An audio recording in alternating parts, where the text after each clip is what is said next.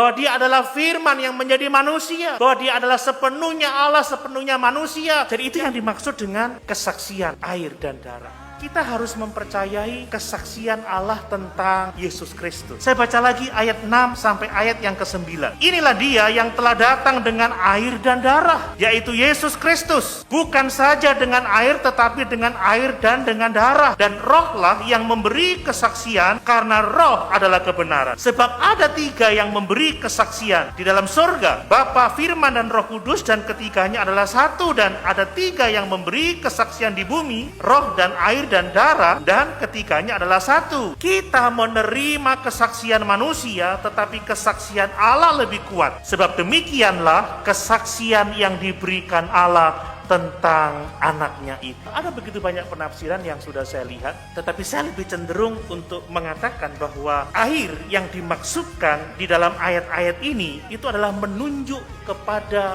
baptisan Tuhan Yesus Kristus. Dia yang datang dengan air. Ketika dia datang, kita lihat bahwa dia dibaptiskan. Dan dari pembaptisan itu, roh bersaksi bahwa dialah anak Allah yang hidup. Dan kepadanya lah Bapa berkenan kepadanya. Dan kemudian yang dimaksud dengan darah sebagai saksi, itu menunjuk kepada kematian Yesus di atas kayu salib. Saya pikir ini adalah penafsiran yang paling tepat, sebab konteks Yohanes menuliskan ayat-ayat ini adalah memberikan landasan sejarah terhadap keselamatan kita, terhadap iman kita kepada Yesus. Jadi baik baptisan dan penyaliban Yesus adalah pengalaman bersejarah yang memberikan kesaksian tentang Yesus, anak Allah yang hidup itu. Bahwa dia adalah firman yang menjadi manusia. Bahwa dia adalah sepenuhnya Allah, sepenuhnya manusia, yang telah datang melayani kita, yang telah dibaptiskan dan memikul dosa-dosa kita di atas kayu salib. Jadi itu yang dimaksud dengan kesaksian air dan darah. Bahwa Yesus dinyatakan kepada kita sebagai Tuhan, Juru Selamat kita yang hidup, anak Allah yang hidup, melalui baptisan air dan melalui kematiannya. Bapak Ibu, mungkin ini cenderung sangat teologis, tetapi ini penting bagi kita supaya kita mempunyai kepastian akan kehidupan yang kekal itu. Amin.